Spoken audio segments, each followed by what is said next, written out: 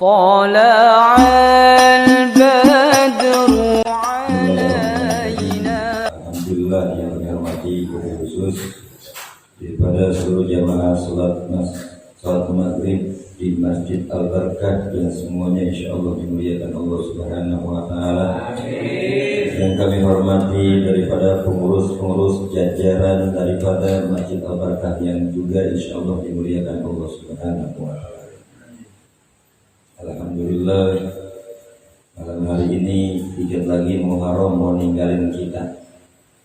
Bulan di mana penuh ampunan, di mana apabila kita berharap hanya kepada Allah, seluruh dosa-dosa kita diampunkan oleh Allah Subhanahu wa taala. Bulan di mana juga Allah selamatkan para nabi-nabinya Allah. Bulan di mana juga Allah ampunkan dosa para nabi-nabinya Allah Subhanahu wa taala. Mudah-mudahan di akhir-akhir daripada bulan Muharram ini, bulan hijrah, kita kembali dari tempat yang enggak baik ke tempat yang baik. Kalau sudah baik, kita harus jauh-jauh lebih baik. Amin ya rabbal alamin. Hadirin jamaah majlis setiap malam Senin yang dimuliakan Allah Subhanahu wa taala, menindaklanjuti bab tentang berlomba-lomba dalam kebaikan dan menyegerakan berbuat kebaikan. Di bab yang kedua, a'udzubillahi minasyaitonirrajim. Bismillahirrahmanirrahim. An Abi Sirah Uqbah bin Haris radhiyallahu anhu qala. Hadis ini dari Abi Sirah, yaitu Uqbah bin Haris radhiyallahu anhu, semoga Allah ridho kepada beliau, qala berkata, salaitu wara'an nabi sallallahu alaihi wasallam bil madinatil asrah. Aku salat di belakang Nabi Muhammad sallallahu alaihi wasallam di kota Madinah di waktu asar.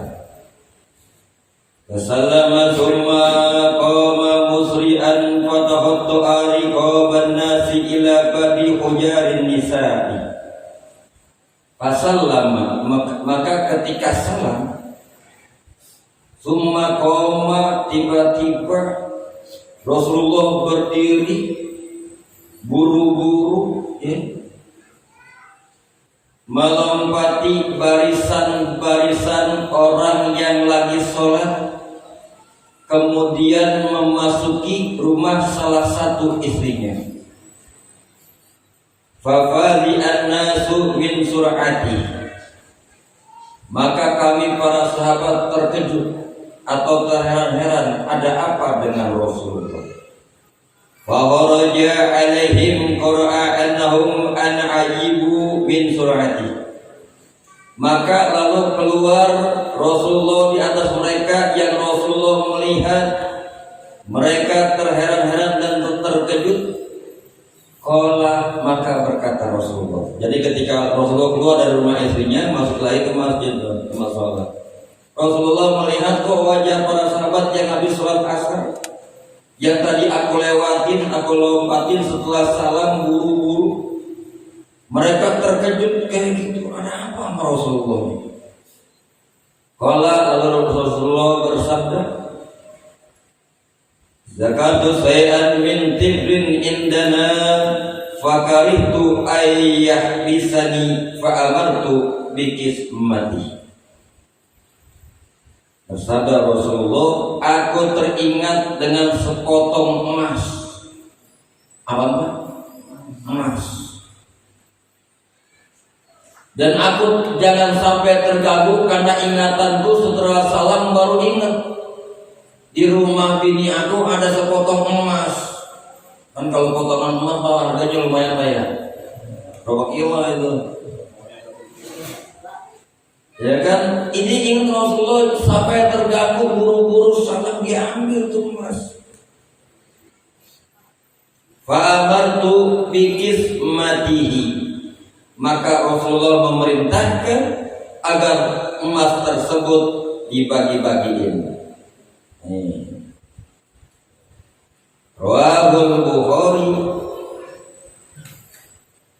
diriwayatkan oleh Al-Imam Bukhari. Hadirin jamaah yang dimuliakan Allah Subhanahu wa taala, kisah ini terjadi di kota Madinah, di mana nih sahabat Uqbah bin Haris salat lagi bareng sama Nabi.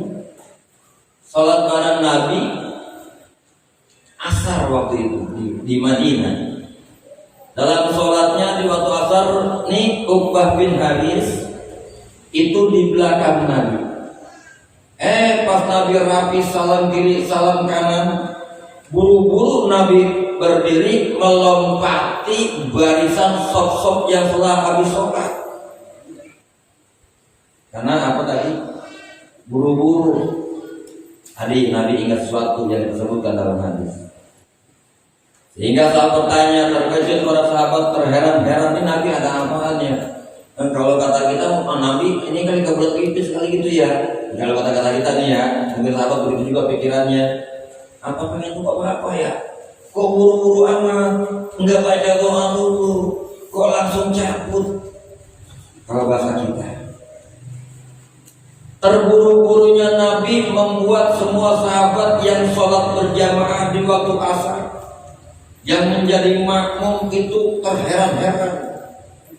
Dan mereka melihat Rasulullah masuk ke dalam salah satu rumah istrinya. Fakharaja, lalu keluar Rasulullah sallallahu alaihi wasallam.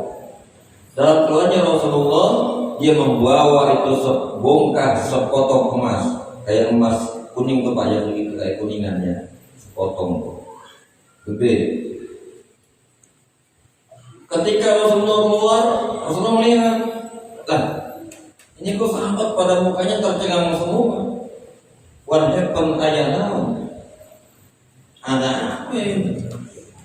Maka ketika mereka tercengang, Rasulullah bilang sama mereka, aku teringat sepotong emas sehingga mengganggu aku, jangan sampai aku terganggu. Buru-buru tadi itu aku lompatin barisan sop yang lagi selesai sholat setelah salam. Dan aku bawa ini bongkar emas dan aku perintahkan umirtu untuk dikismati, untuk di berbagi-bagi. Jadi ini Rasulullah ngajarin kita untuk berbuat kebaikan atau bersegera berbuat kebaikan. Maksudnya apa? Ini Rasulullah ngajarin kayak gini. Maksudnya apabila kita diperintahkan bersegera dalam berbuat kebaikan, kerjain buru-buru. Contoh, sholat misalnya. Sholat ini kerjain buru-buru sebelum nanti kita disolatin. Betul apa kagak? Betul apa kagak? Karena berapa banyak orang yang meninggal dunia pengen 1 menit aja ibadah ke dunia, mau sholat ibadah sama Allah. Terkadang kita lupa diri. Ada kadang pepatah nih orang-orang kampung kita, kelapa muda kupas-kupasin, kelapa tua tinggal batoknya. Masih muda puas-puasin, udah tua tinggal tobatnya. Saudara jamaah Masjid Al-Barkah yang ganteng-ganteng, bapak-bapaknya ya, yang muda-muda, nih bahasa begini jangan dipakai nih. Kalau kita pakai, ntar kita tua baru tobat. Salat ntar aja kalau tua, ya. Itu namanya kutil kebon. Ya, bersegera berbuat kebaikan. Entar kalau udah kaya baru mau sholat. Ini hidup masih miskin, punya dong patokan. Aspirin bintang 7, anak budak belajar lari. Apaan itu? Aspirin bintang 7, anak budak belajar lari. Biar miskin sholat mah kudu, iya enggak? Biar mau surga bareng-bareng kayak tempat ini. Amin. Biar mau surga apa kagak? Anda berpunya. terus tinggal kasur yang lega, kasur lega. Nggak udah punya. Ya Pak ya. Oh, jangan nunggu kaya baru sholat. Dalam keadaan miskin, sholat mah nggak nunggu. Karena yang namanya sholat mah doa kita masih ada. Allah tuh nggak nyuruh kita miskin sebenarnya. Mungkin kita membuat lahir kita membuat orang susah. Kalau kata nenek saya mau begitu. Mungkin memantau buat orang susah. Makanya dikirim menuntut ilmu biar punya ilmu. Kalau lu ntar dikasih warisan lu pada berebut sama saudara. Entar yang orang pengen gedean yang ini kecil ngada. Betul apa kagak? Tapi kalau dikasih warisan ilmu, harta dunia bisa dia dapetin. Betul? Betul apa kagak? Benar. Ini bersegera berbuat kebaikan. Jangan nunggu sholat entar kalau udah tua. Kamu repot. Kamu tuanya sehat. Udah tua aja makan yang enak-enak udah kagak boleh. Mau makan bayam isinya sandung lamur, kakinya udah asam urat. Lah bagaimana mau datang ke masjid? Udah tua. Bagaimana mau ibadah sholat? Kaki udah ngebot aja bawaannya. Yang biasanya makan durian, buat 3 durian sepongke, ini pada teko tinggi. Apa tuh teko keluarga kita tuh? Udah pada goyang. Tahu sepongke? 1 biji sepongke, teman-teman Betawi ini. Sepongke. Berlomba-lomba dalam kebaikan, jangan nunggu dalam hal sholat, dalam hal berbuat kebaikan. Begitupun ketika kita punya rezeki. Ini Rasulullah mengajarkan kita, ayo segera, cepat. Maksud Rasulullah cepetin. Kita dari Rasulullah, dia ingin ada sebongkah emas, sepotong emas, salam langsung cabut ke rumah bininya, dia bawa itu sebongkah emas, bagi-bagiin. Oh jamaah ya salam. Tadi imamnya saya tadi. Dan rumahnya ada 3 peti emas. Iya, mungkin lupa kali ini. Bagi-bagiin tuh. Rasulullah ngajarin bersegera. Karena kita nggak tahu umur kita kapan. Diketok malaikat Malik malaikat Israel sang pencabut nyawa. Kan malaikat Israel mah kalau datang ke rumah kita kagak bilang-bilang. Tuh. Malaikat Israel dalam riwayat datang ke rumah kita berapa kali? Pak? 70 kali. Yang tua dilongokin, yang muda juga dilongokin. Jangan yang muda. Yang tua dilongokin. Belum waktunya dia. 3 hari lagi. Yang muda setengah hari lagi. Ya enggak, Pak? 70 kali malaikat Israel getok-getok rumah kita. Kalau kata Nabi Musa, sang kalamullah, itu ketika aku berjalan dengan malaikat Israel, aku bertanya, ini kita lagi refreshing malaikat Israel, kapan ente mencabut nyawa? Nanya Nabi Musa. Kata malaikat Israel, ya kalamullah, ya Nabi Musa, nanti ya nama ente apa yang nyabut-nyabutin ini? Lah, kapan nyabutnya? Ente nggak tahu. Karena nyawa manusia itu laksana makanan hidangan yang pengen kita makan cepat, nggak terasa. Begitupun malaikat Israel nyambut nyawa.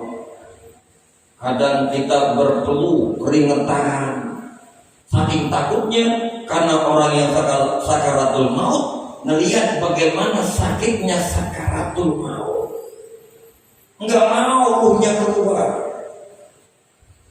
Kata mereka, saya udah waktunya pulang tuh, ngontrak mulu di sini, lama ngontrak di dunia, kontrakan udah habis, udah nggak perlu tambah-tambahan bayar di kontrakan lagi tuh. Ini kontrakan udah habis, nggak ada yang di sini dibeton. Apa bahasa kita dicabut. Nah sekarang kita mumpung masih hidup, yang tua ayo bersegera berbuat kebaikan, sholat jangan ditinggal. Yang muda juga sama. Karena kata Rasulullah, beruntung kalau di kampung kita masih ada yang tua yang mau meramein masjid, duduk berjamaah ikuti majlis taklim. Tapi sungguh beruntung kalau ada anak mudanya yang mau duduk di majlis taklim. Sungguh beruntung. Lah ini anak mudanya pada kemana baik ini ya. Mungkin daripada sholat di sono kali masjid nggak sono dikit ya. Ada kan masjid ada juga ya, musola ya. Ya kami itu kita mabuk nuzul masjid dah. Tapi sungguh merugi anak muda yang dalam kehidupan mudanya dia berbuat dosa. Tapi lebih merugi kalau udah aki-aki kolot, udah kempot, tua ompong peong, dia masih berbuat dosa, lebih merugi daripada anak muda yang berbuat dosa. Kira-kira kita mau berlomba-lomba segera berbuat kebaikan atau mau berlomba-lomba bersegera berbuat keburukan? Kembali jawabannya sama kita masing-masing.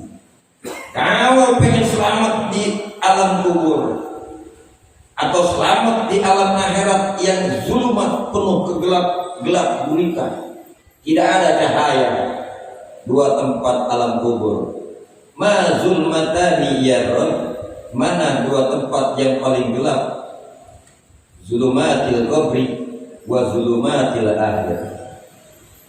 Tempat yang paling gelap kata Rasulullah, pertama masuk di alam kubur, kedua menghadap Allah Subhanahu wa taala di akhir. Hakiki kekal dan abadi. Siapa yang bisa nolongin kita?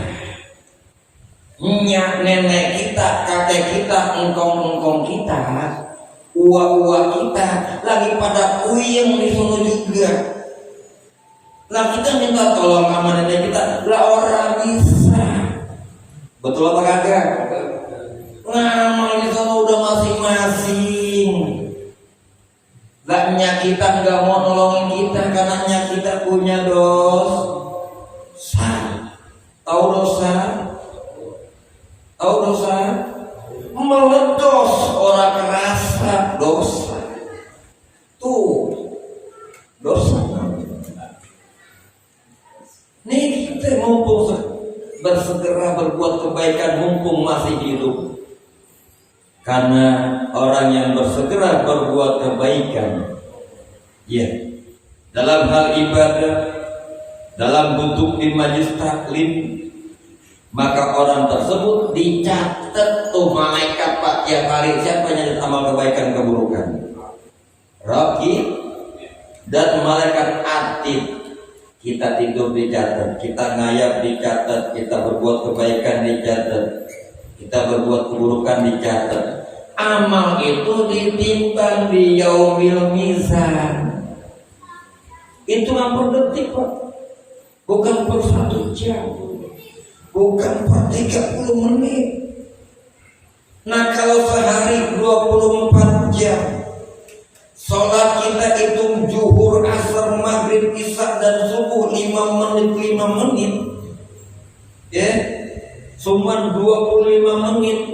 Lalu kemana yang 23 jam 35 menitnya? Ya wali pada amal cuma 25 menit. 23 jam 35 menitnya kemana? Apakah kita sia-siakan satu hari kita dengan maksiat lebih banyak. Ini kan repot. Makanya nanti banyak manusia yang menangis.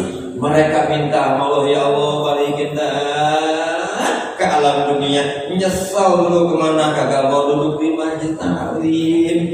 Ya Allah kagak mau sholat. Hidup disibukkan dengan urusan dunia.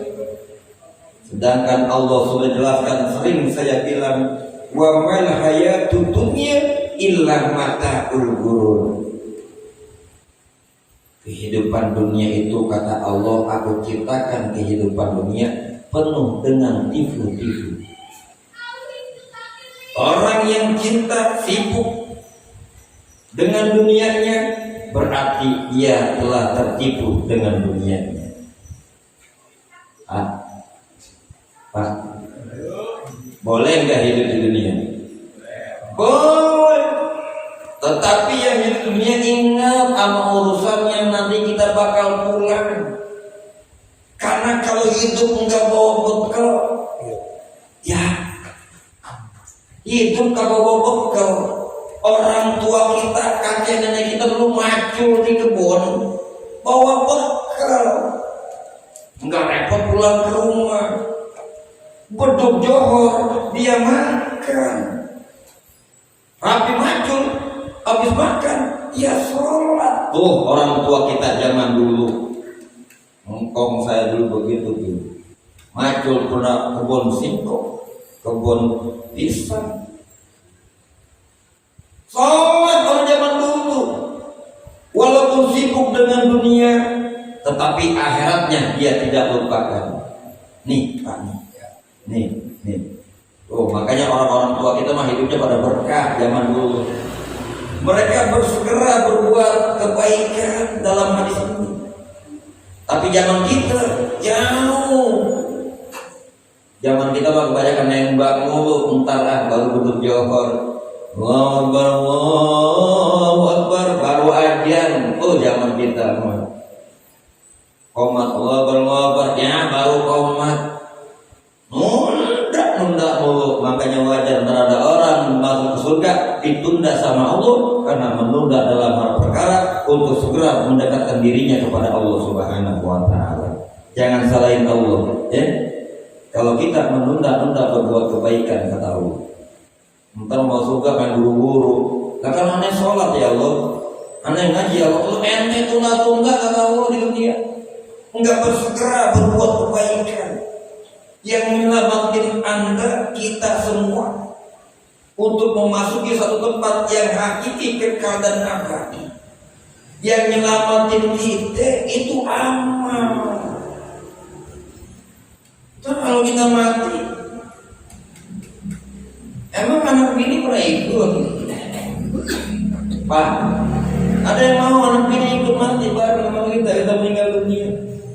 Enggak ada.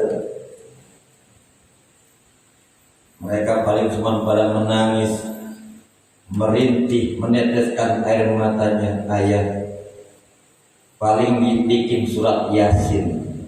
Ya kagak? Ya kagak? Nama kita tertulis 40 hari Ustadz Nanang Kosim.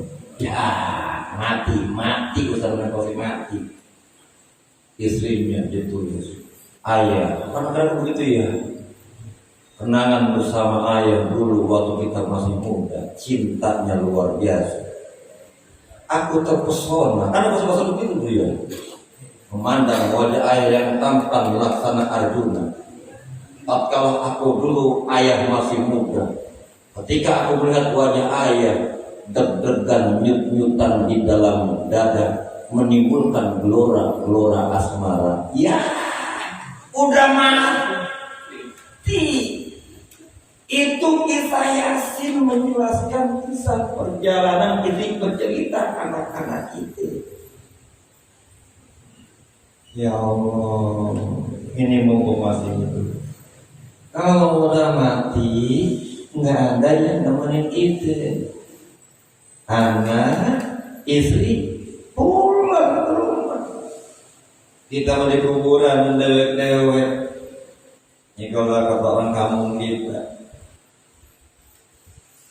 mau pulang dijagain papan, iya apa kakak? Papan kok itu dibetok lari kemana? Nah hidung dipentokin ke tanah, di lubang apa namanya langgar. Mulai ke papan mulai dijebol tanah nih banyak banget. Mana saudara kita pada injak itu nguburin dia. Tukang-tukang ini kuburan demen-demen banget tuh kita mati. Coba dah buat pelajaran nanti. Coba kalau punya amal kebaikan, di sono kita tenang di alam kubur. Orang yang punya amal kebaikan mati tidurnya seperti pengantin baru. Pernah buka belum hadisnya? Siapa orang yang hidup di alam dunia, dia dalam hidupnya punya amal kebaikan, dia bersegera berbuat kebaikan, maka nanti kalau meninggal dunia namanya disebut sabun.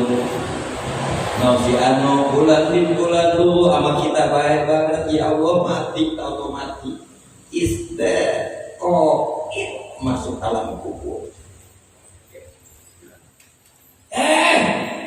Ternyata malaikat datang. Siapa yang dalam kubur? Malaikat Munkar dan Nakir. Assalamualaikum ya ahli kubur. Ditangkis dia punya amal. Waalaikumsalam warahmatullahi wabarakatuh. Ya malaikat Munkar dan Nakir. Ini siapa? Ini amalnya si fulan menghadap ente wahai malaikat Munkar dan Nakir. Aneh mau nanya sama dia, man robuka, jangan pakai ditanya. Dia sudah tahu karena hidup di alam dunia dia kenal Tuhannya. Man robuka, Allahu Rabbi. Tuh jawaban amalnya. Ya kan?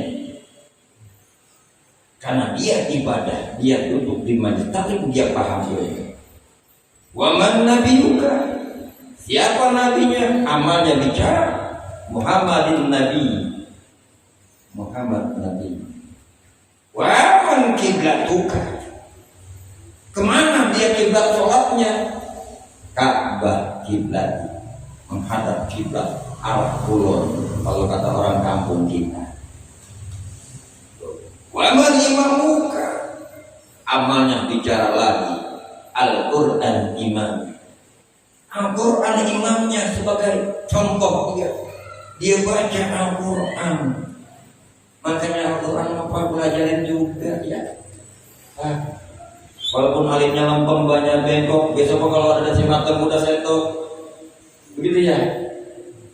Belajar juga Al-Quran biar bisa nolongin kita di alam kubur. Wa man ihwanuka? Siapa saudaranya? Amalnya bicara wal mu'minina ihwan. Orang-orang yang beriman saudara aku. Kata malaikat, udah yang bin mau ditanya dah. Udah diam-diam baik, ente diam-diam baik di alam kubur. Tidurnya kayak pengantin nunggu hari kiamat. Coba.